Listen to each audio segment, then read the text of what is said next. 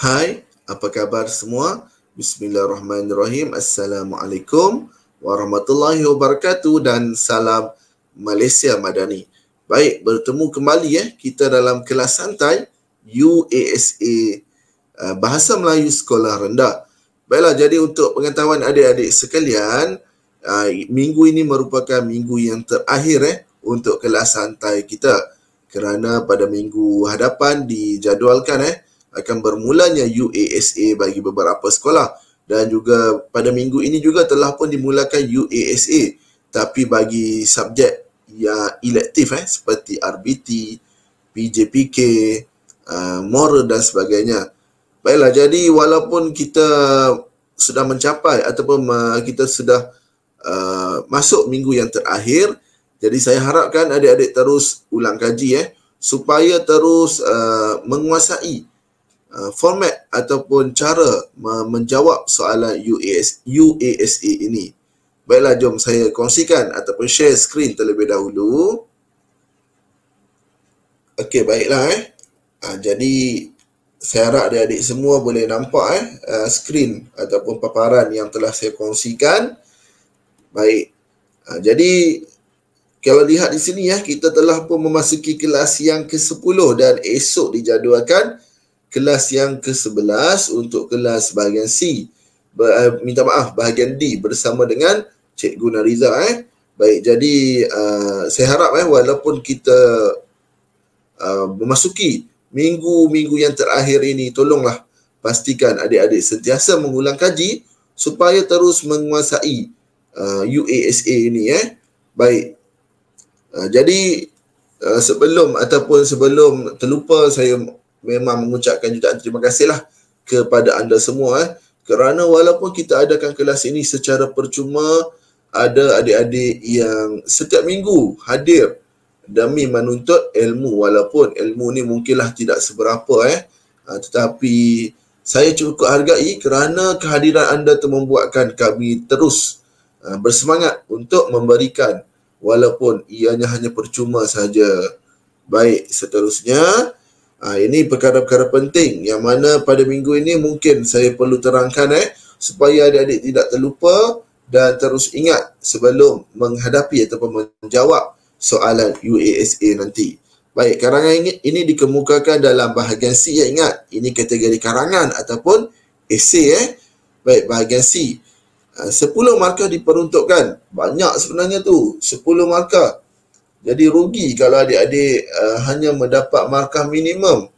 Rugi kalau boleh letaklah target ataupun matlamat hendak mencapai 10 markah penuh. Baik, karangan ini tidak boleh ditulis melebihi 50 patah perkataan. Tolonglah biasakan perkara yang betul supaya kita dapat mengikuti ataupun mematuhi arahan yang diberikan. Baik, mesti terdiri daripada 3 bahagian: pengenalan, isi dan juga kesimpulan ataupun penutup. Ini yang menjadi isu sebenarnya. Kerana apa? Saya pun tak pasti kenapa, puncanya di mana, salah siapa. Jadi kita bukan nak cari salah siapalah. Tapi kalau lihat buku-buku di pasaran, tak ada pengenalan, tak ada kesimpulan. Terus masuk bahagian isi. Dan juga ada juga yang mengajar di tempat-tempat ataupun pusat-pusat tuition, juga benda yang sama. Terus ajar isi saja, tak ada pengenalan, tak ada kesimpulan. Jadi tolonglah sampaikan, wawarkan, sebarkan. Kita sebarkan perkara yang betul supaya semua orang tahu. Dan mesti menulis bahagian ini dalam 3 bahagian, iaitu pengenalan, isi dan juga kesimpulan ataupun penutup. Dan kalau tak ada pengenalan dan penutup ataupun kesimpulan, memang tak layak pun, memang tak boleh dapat 10 markah penuh. Maksimum boleh dapat 7 saja. Jadi rugilah walaupun 3 saja markah, tetapi ia tetap markah. Baik, kemudian perlu ditulis dalam satu perenggan. Ini pun perlu ingat. Kadang-kadang murid-murid terkeliru ataupun dah terbiasa dengan penulisan karangan bahagian D. Jadi dia ada yang buat 3-4 perenggan. Jadi satu perenggan saja. Ingat. Baik, seterusnya mirip soalan ulasan tingkatan 1 dan 2. Betul. Memang soalan ini sebenarnya memandu adik-adik untuk terus ke sekolah menengah. Dan diperkenalkanlah secara sedikit demi sedikit Okey, seterusnya jom kita teliti contoh soalan untuk mengetahui kaedah menulis bahagian C. Yang mana saya yakin adik-adik sebenarnya dah masuk minggu yang terakhir ni. Saya rasa adik-adik pun dah mahir ataupun ingat setiap langkah. Tetapi saya terus ingatkan supaya kita ni manusia, kadang-kadang bila kita tak ingatkan kita pun boleh terlupa. Baik, kita lihat. Ini juga saya menggunakan kata kunci yang lain sikit. Iaitu kalau tengok betul-betul kata kunci di situ apa. Cuba adik-adik typekan di ruangan komen apa kata kunci dalam soalan ini. Saya nak tengok dulu betul atau tidak. Okey, baik. Kata kunci dalam soalan ini ialah kalau tengok pada ayat yang kedua, kesan-kesan. Jadi lain sikit lah. Sebelum ni kita buat mungkin faedah, punca. Kali ni kita buat kesan-kesan. Supaya walaupun kelas santai kita ni percuma, tapi saya nak murid-murid dapat melihat pelbagai contoh kata kunci. Supaya maksudnya dapatlah idea tu dan fahamlah bagaimana rupa soalan nanti. Baik, jom kita baca soalan terlebih dahulu. Gambar di sebelah, sepatutnya di bawah. Tetapi bila dalam paparan slide, saya gunakan di sebelah. Menunjukkan pencemaran udara yang berlaku di bandar. Tulis pendapat kamu tentang kesan-kesan pencemaran udara. Baik, jawapan kamu hendaklah dalam satu perenggan saja. Jawapan atau panjangnya jawapan kamu tak lebih daripada 50 patah perkataan. Baik, di sini kena faham dulu. Ini merupakan kita masukkan konsep sains iaitu berkaitan dengan pencemaran udara. Baik, kena faham apa itu pencemaran udara. Pencemaran udara maksudnya udara kita kotor lah ataupun tidak bersih. Bila udara tak bersih, apa yang akan berlaku? Kena dah ada gambaran dulu. Kena ada image ataupun kita panggil idea awal terlebih dahulu. Bila sebut pencemaran udara, kata kuncinya kesan-kesan, apa yang akan jadi? Bila sebut pencemaran udara, perkara yang paling jelas untuk kita senang faham dan gambarkanlah jerebu. Tahu jerebu jerebu di mana paling teruk saya rasa kita berlaku jerebu di negara kita pada tahun 2015 yang mana pada tahun tersebut banyak negeri yang mendapat cuti ataupun sekolah terpaksa ditutup disebabkan jerebu, iaitu sebelum kita PKP. Dan kalau tak silap saya, jerebu ni setiap tahun kita hadap. Cuma waktu kita PKP tahun 2020 2021 saja yang tak berlakunya jerebu. Baik, jom kita teruskan langkah demi langkah. Ini gambar, ini gambar contoh saja. Mungkin ada gambar-gambar lain yang mana nak menunjukkan berlakunya pencemaran udara disebabkan asap. Baik, langkah yang pertama, kata kunci tu perlu kita kenal dan tahu. Kata kunci dan tema. Kata kunci tadi saya pun dah terangkan, dah sebutkan tadi, iaitu kesan-kesan. Baik. Jadi di sini tema kita pencemaran udara yang berlaku di bandar. Kata kunci kita kesan-kesan. Ini penting. Kalau adik-adik salah dalam mencari kata kunci ataupun tak kenal kata kunci, memanglah tak akan dapat cari isi yang betul. Seterusnya menjejaskan pemakahan lah. Baik, kita tengok langkah yang kedua. Murid mencatat isi. Bahagian isi ni pun penting, sangat penting sebenarnya. Sebab nak mencari 3 idea, 3 isi ni bukan mudah. Mungkin kalau murid-murid cemerlang memang senang lah. Kata kacang lah. Kalau murid-murid kumpulan asas ataupun kumpulan sederhana, mungkin akan menjadi masalah besar bagi mereka.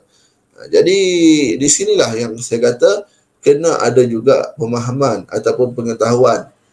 Kena baca buku, menonton rancangan-rancangan televisyen supaya kita dapat idea. Contoh bila sebut pencemaran udara, kita dah tahu dah apa benda. Kalau orang yang tak pernah dengar berita, tak pernah baca buku, memang dia takkan faham apa itu pencemaran udara. Dalam buku teks pun ada. Buku teks saya rasa tingkat darjah tahun 3 ke tahun 4 dah ada pencemaran ni ataupun berkaitan dengan sains. Baik. Ini merupakan contoh isi yang saya dapat keluarkan. Yang pertama, menjejaskan kesihatan manusia. Kena faham juga tu. Menjejaskan tu apa maksudnya? Maksudnya menyebabkan kita sakit lah. Senang cerita Baik, haiwan akan terancam dan mati. Penipisan lapisan ozon. Baik, ozon pun kena faham apa benda ozon tu. Kalau murid yang tak biasa ataupun tak ada pengetahuan, dia takkan faham apa itu ozon. Baik. Yang ketiga, murid menulis pengenalan. Pengenalan ni tolonglah saya ingatkan, tak perlu kita susahkan. Ambil saja daripada ayat pertama dalam soalan tu, cuma tukar perkataan di bawah itu, gantikan dengan tersebut, itu saja. Itu saja untuk pengenalan. Jadi kita dah tak perlu pening-pening lagi tentang pengenalan ni. Sepatutnya murid-murid dah boleh dapat markah untuk pengenalan. Tolong ingat, walaupun kata perlu 3 bahagian, tetapi pengenalan ni senang, tak susah pun. Baik, seterusnya, murid menulis ayat arahan dan juga ayat isi 1. Ini pun sama. Tak perlulah nak jadi perkataan-perkataan yang mungkin kata perkataan yang gempak, tapi gunalah senang antara. Ingat, tolonglah, kalau boleh adik-adik hafallah cara menulis ni, supaya yang susah nanti nak keluarkan idea ataupun isi. Baik, yang lain adik-adik boleh masukkan terus supaya lengkap jawapan adik-adik untuk soalan bahagian C ini. Okay, antara kesannya ialah menjejaskan kesihatan manusia. Nampak?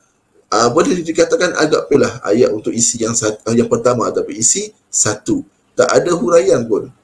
Terus ataupun kita panggil direct kepada isi ataupun idea yang diberikan.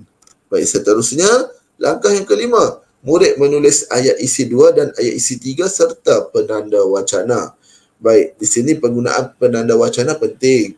Cuma kalau adik-adik perasan, memang saya menggunakan penanda wacana yang sama supaya sebenarnya saya nak membiasakan adik-adik ikut contoh. Di samping itu seterusnya, kalau tak nak, tak ada masalah nak guna perkataan lain, contoh kemudian ataupun apa lagi yang sesuai lah. Jadi penanda wacana ni mesti juga sesuai. Sebab apa?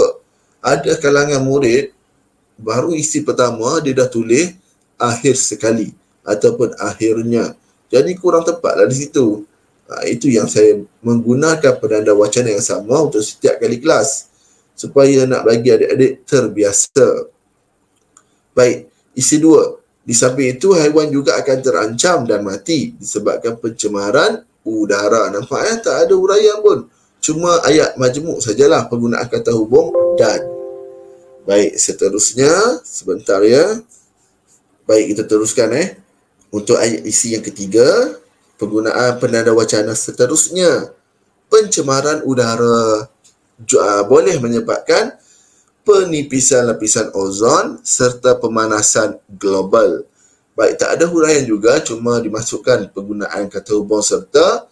Jadi ayat majmuk di situ. Baik, di sini adik-adik kena faham, ozon tu apa? Satu lapisan yang mengelilingi bumi kita, supaya apa? Tak masuklah, maksudnya pancaran ataupun sinaran daripada matahari dapatlah, maksudnya dilindungi. Kalau lapisan ini semakin nipis, apa jadi? Bumi kita akan semakin panas ataupun kita panggil sebagai pemanasan global. Sebab itu kita lihat sekarang bumi kita semakin lama semakin panas. Kalau dulu kalau kita tengok jarang ataupun tak ada pun rumah, kalau ada pun rumah-rumah tertentu saja yang menggunakan penyaman udara ataupun aircon. Sekarang kalau kita tengok, boleh dikatakan setiap rumah ada, mesti ada walaupun satu penyaman udara. Menunjukkan apa? Menunjukkan bumi kita semakin panas. Baik, seterusnya langkah yang terakhir, murid menulis ayat kesimpulan. Ini pun penting. Sebenarnya agak rumit juga nak nulis ayat kesimpulan ni. Kalau murid cemerlang mungkin saya rasa tak ada masalah. Baik. Cuma diingatkan ayat kesimpulan ni perlu ada ayat cadangan dan juga ayat harapan.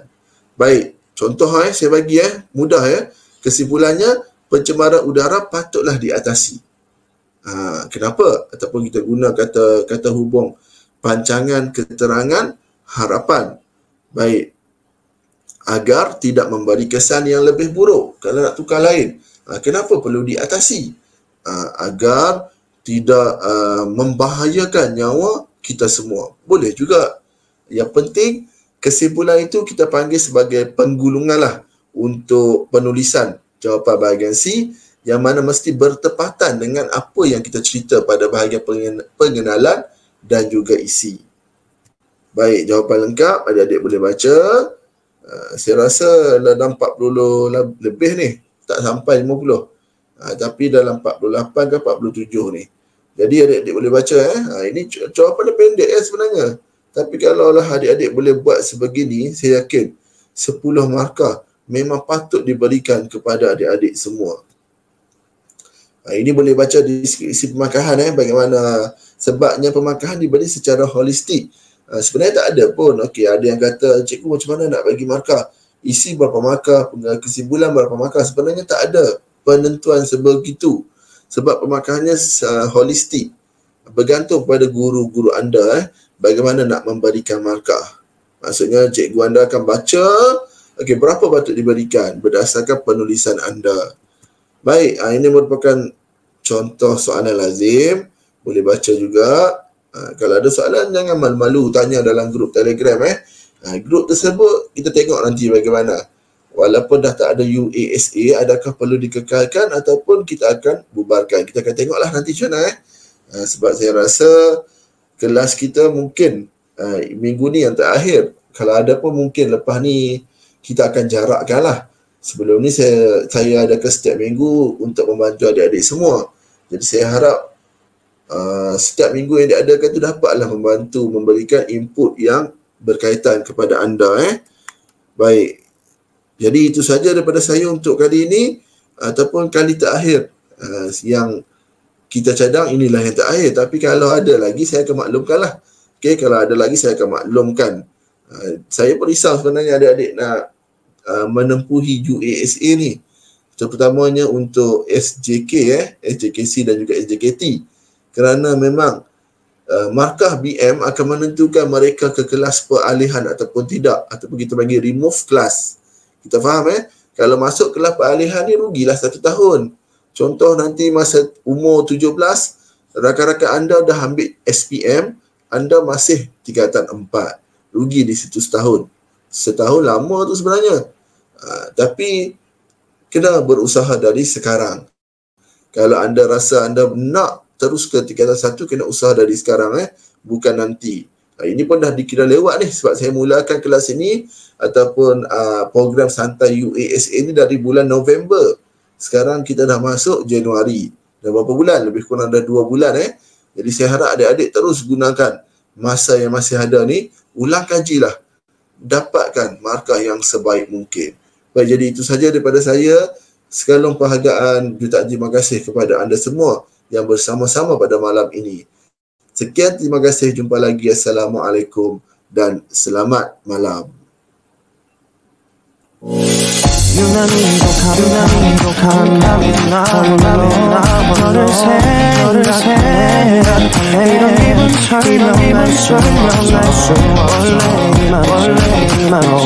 너와의 여행했었는데